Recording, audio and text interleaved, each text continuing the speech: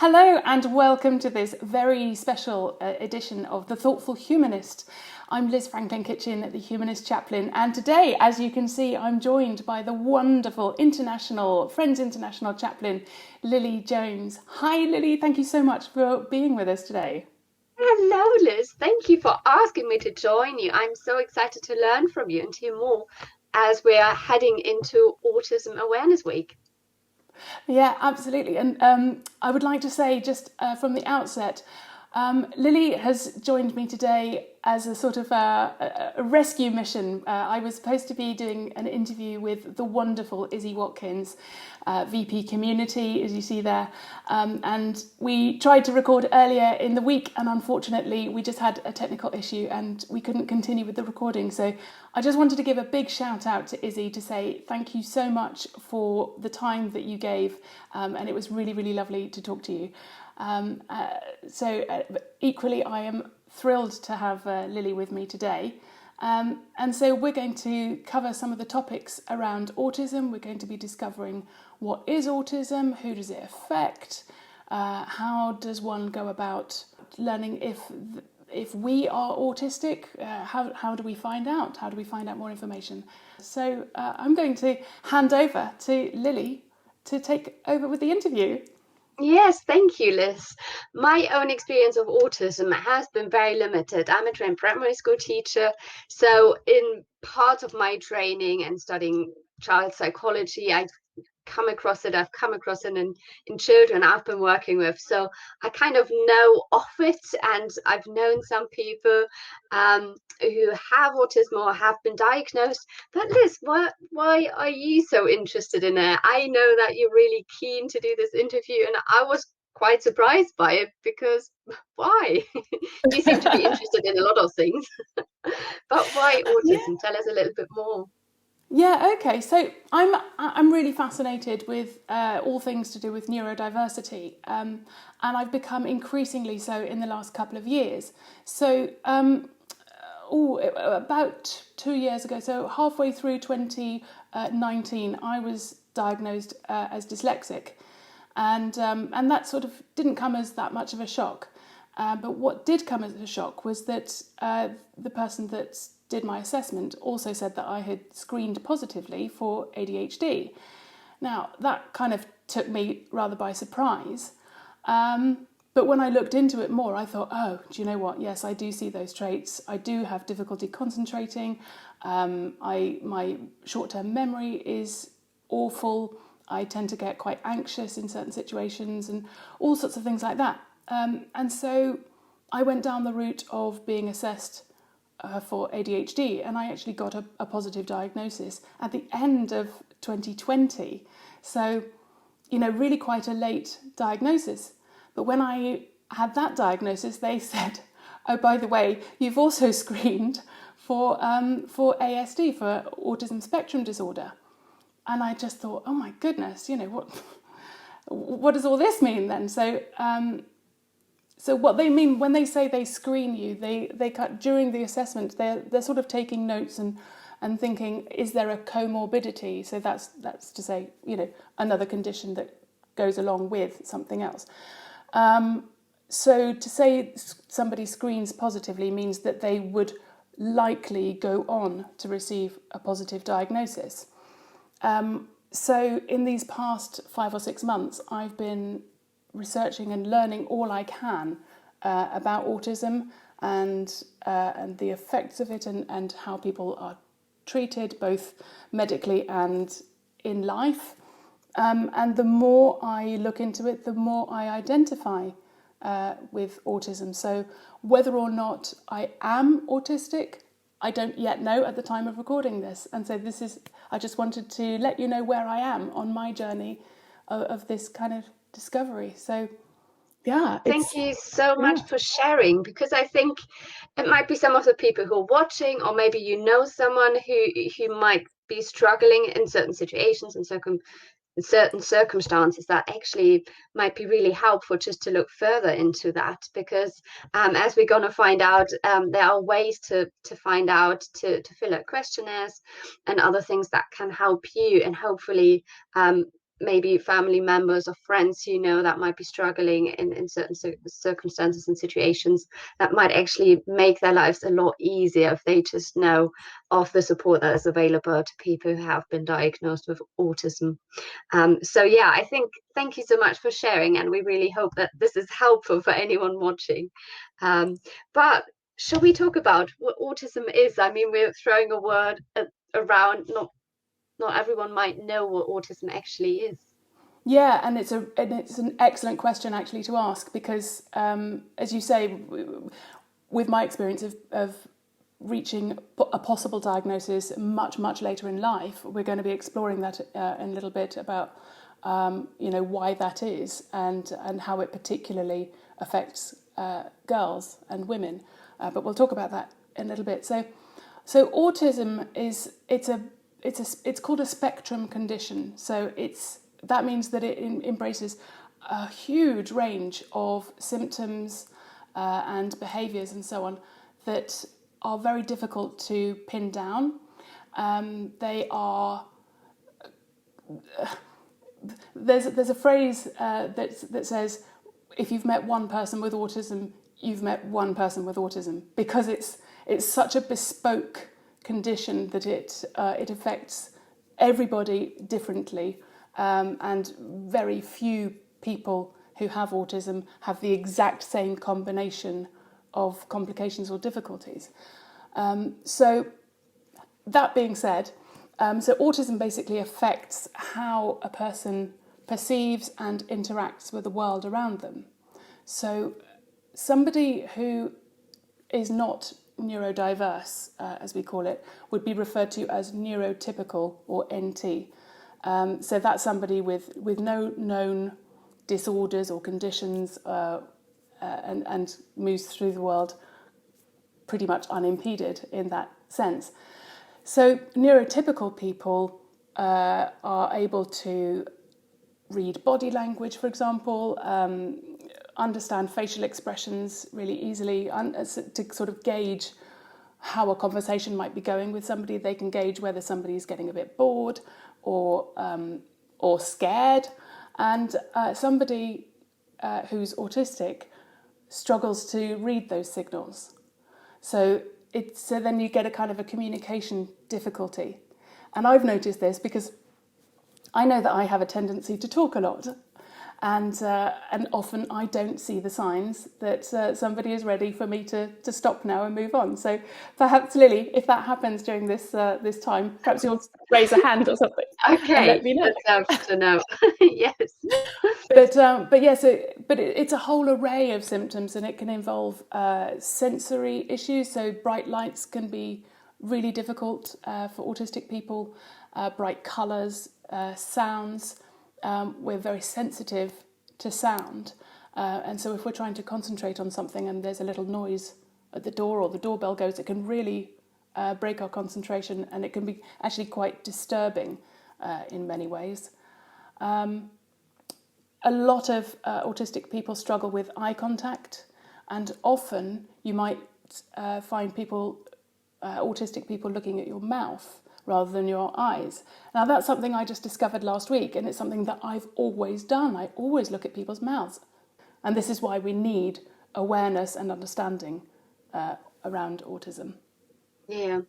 So can I understand it as in it's like a sensory overload for people, and there's just too much information for the brain, and it can't filter out this is the crucial thing for you, and ignore all the rest, but it all comes equally into your brain, and you're kind of just overwhelmed with everything, and then you're shutting down certain things.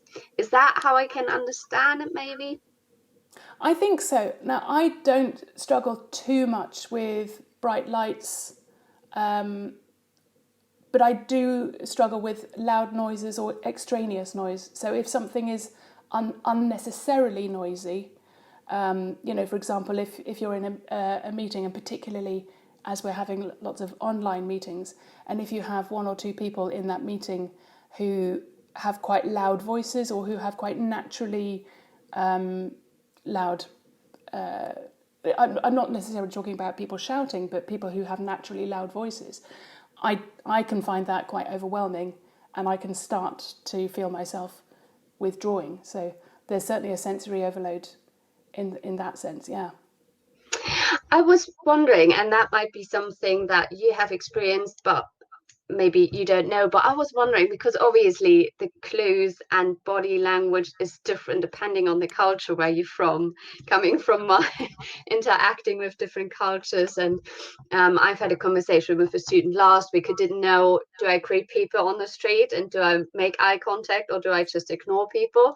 But do you know anything how, because it sounds like if you have autism, then this makes international engagement and talking to people who express themselves differently even more complicated.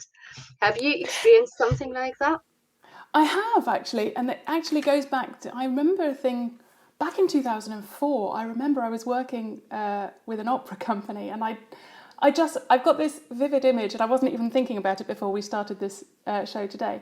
But I remember coming up with something. I'm fascinated by language, and I'm fascinated by numbers, and those are two autistic traits. And I remember saying to a group of people that I was sitting with, hey, don't you think it's really interesting that X, X, X, X, X? And they were like, no, because it goes like this, doesn't it? And I'm like, no, you're not getting it. It's like this, X, X, X, X, X. And I kept talking, and they weren't getting what I was saying. And I kept going and kept going with it. And I did not notice anybody showing any signs of kind of, I'm a bit scared now.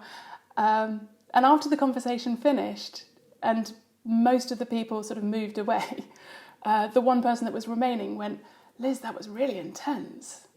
And I was absolutely dumbfounded. And I said, what was? And I had no idea that I had come across in any way other than enthusiastic and friendly. So that's a huge example of missing the signals.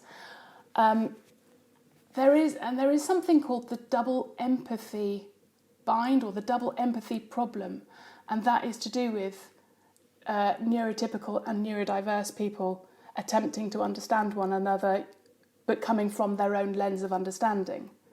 And so again, that is why we need awareness. So coming back to your question about cultural differences and spotting differences across cultures and across languages and across people and across diversity and neurodiversity, this is why it's really important that we can allow people to own who they are and be themselves and say, without apologising, we don't have to go, I'm sorry, I'm autistic. That is not what I want to promote. I want people to be able to say, I process things in a different way from you. Please, could you be more specific about what you mean? Or things like that. And I think just having these open conversations is going to improve things so much better. And I think that is so important, to have some sort of framework, how we can really help each other, how we know what we need as well, and being able to express that. And as you said, not apologizing for it, just saying, this is how I work, this is what I need. But really, I think being able to express that is so helpful for people who are on the other side and wanting to communicate and wanting to support that person as well. And I think, as you said, campus is so diverse in so many different levels, but really starting this conversation now hopefully is going to help us as a community to come closer together and to support each other with all the differences that we have. We're also all different in so many different ways. So really, I think it is amazing to have this conversation with you and learn from you and see how we can become a better community, and supporting each other in new ways as well, I think is just absolutely fascinating. Yeah, and I was also going to say that another trait that autistic people share, that we tend to be unscrupulously honest. And so if you ask us a question, we will give you the answer. Now, I know that goes against social norms, and I know that there are people that if someone says, does my bum look big in this? I kind of have to sort of second guess, do they want honesty or do they want kindness? And I might go, because I'm reasonably self-aware, I'll give myself a few seconds to kind of go, I think they want a kind answer. But I'm not sure. Depends on how well I know them. But that's something also to look out for. So people often think that autistic people are rude, and we're not rude. We're just honest, you know. Yeah. That again is cross-culturally such an interesting field, and such a, yeah, I think can be so complicated. Me coming from a culture that is fairly straightforward and direct Yeah. as well. But then obviously, yeah. So I want to hear your honest opinion most of it. Please Um, share that.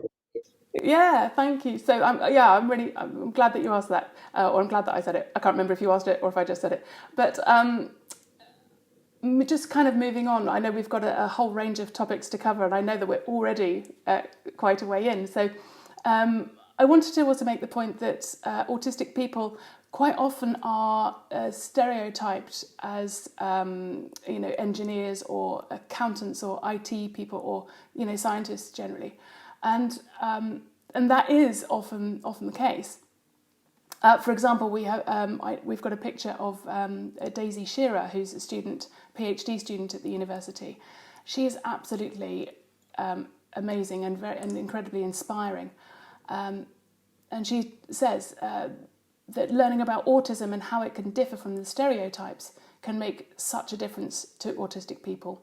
We're beyond needing autism awareness, and we need to move towards autism acceptance. No two autistic people are the same, but we do all have individual strengths, which I think need to be celebrated. Now, if you look at Daisy's work, if you just Google her name, and you'll see all kinds of websites and pages where she talks about her work, and she really, really is inspiring. And just the stuff that she knows that I couldn't even begin to comprehend is just mind-blowing. But aside from the sort of STEM subjects, we do see autism appearing across all sections of society, and particularly in music. There's and actually referring to Izzy Watkins that we did at the beginning, who was a music student and is a fantastic musician. I encourage you to look her up on Twitter and Instagram. She's absolutely brilliant. And somebody else that I've known about for a long time is a blind autistic pianist called Derek Paravicini. He has this incredible talent for playing the piano, having never seen a piano, but he just seems to be at one with it. And we've got a little clip of him playing a very impressive piece. So let's have a listen to this.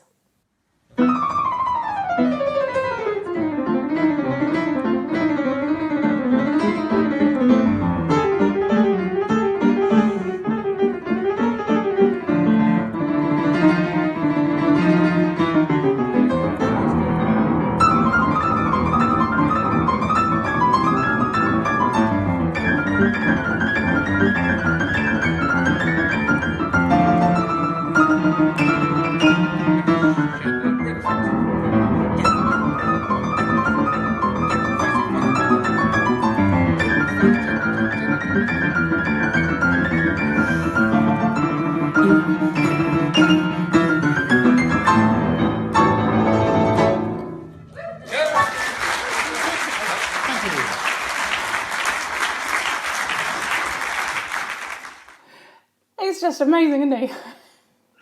I mean, those fingers were so fast. It's extraordinary, isn't it? And I was going to say something about it, and it's gone out of my head because because neurodiversity. But he is absolutely stunning and incredibly inspiring. Oh wait, that was it. I was going to say he can play any piece of music in any style, in any key. So he can play Bach in the style of Hendrix, or it's just absolutely amazing. The other person that I wanted to talk very briefly about is the comedian Hannah Gadsby. Now, I don't know if you have come across her, but I became really interested in Hannah when she released her video Nanette on Netflix. which, if you haven't seen it, I absolutely very highly recommend it. It is very sweary, so the language is very colourful, pretty Anglo-Saxon. But if you're happy with that, I absolutely encourage you to watch that. That her follow-up video, Douglas, is where she talks about autism and what it is like for her being autistic, as she says there. It's like being the only sober person in a room full of drunks, or vice versa. So it's just that kind of just talking about, how we just process things in a different way, and how that leads to miscommunication. But so I do recommend, if you're thinking about autism in any way, and if you're thinking, I wonder if I might be autistic, just toddle over to Netflix and watch that. So there's a bit of a free plug there for Netflix and for Hannah Gadsby. So you just mentioned if people are interested in it, or maybe they've recognized some of the symptoms you've just mentioned. I've heard, and you shared with me beforehand, that there's actually quite a long waiting list to officially get diagnosed. Can you tell us a little bit more? What could be steps, or where to start? Yeah, there's a few things. If you are thinking that there's something here that's kind of resonated with you, there are a couple of online tests that you can do. The first one is called the AQ50. I've got a banner here, I think, to put up. There it is. Yeah. It's called the AQ50, and that stands for the Autism Spectrum Quotient test. And that's 50 questions that ask you things like, do you struggle with bright lights? Do you prefer being in quiet places or loud places? That sort of thing. And it'll give you your score. And if you score over a certain number, you could then perhaps talk to your GP, who would then refer you on to a psychiatrist. They would then send this other form that's scrolling across the bottom there called the AQ10, which is 10 of the 50 questions that really get to the nub of the issue. And if you score above a certain number, you'll be referred to further assessment, where you'll have a face-to-face or Zoom conversation with a psychiatrist, and they'll take you through all your history and all that sort of thing. But if you are looking for other support, if you are a university student, the first place to go is disability@surrey.ac.uk and speak to one of the disability and neurodiversity team there. They are fantastic. They have a wonderful team, incredibly supportive. You can also get involved with Autisoc, which is the society that Izzy Watkins founded, and you can get in touch with them at ussu.autisoc@surrey.ac.uk. Izzy also gave me permission to share her own email address, so if you'd like to talk to her, you can contact ussu.vpcommunity@surrey.ac.uk, or indeed you can get in touch with me. I'm not a trained clinician, of course, but I'm very happy to share experiences, as you've seen, and I'd love to hear from you. So if you're a member of staff or a student and you'd like to know more, please do get in touch with me. So I'll just put all of those on the screen together so you can see them, and let's get some conversations going. That's really good. Thank you so much. There are a number of different ways to get in touch and find contact details. One last thing before we're finishing. We are wearing red. Yes, we are wearing red. Thank you.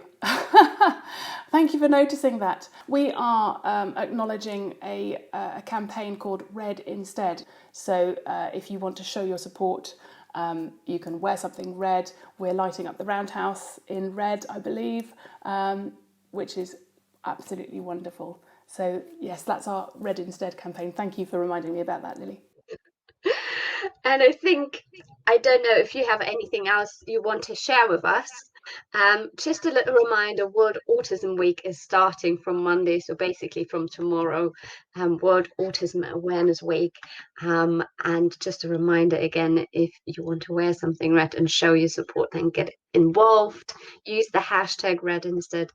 And we'd love to hear from you, and we'd love to continue this conversation. This is really just the beginning of a conversation, and I'm sure there's so much more to be covered. But we'd love to hear from you, and love just to hear of your own experience, maybe as someone who might have autism, or is obviously somewhere on the spectrum, as we've heard, but maybe you know someone, you have friends or family members as well in that category that would come on that spectrum. We would love to hear from you and start this conversation and really help each other to make the campus a better place for everybody, no matter what culture differences, no matter what and maybe neurodivergent differences we have. We would love to hear from you and start this conversation with you. Is there anything else to say? No, that is it. I think we've covered quite a lot. There's a lot that there is still to be said, as Lilli said. So I hope that you will get in touch and ask those questions, and we will find ways to support you. And so until next time, thank you very much for being with us today.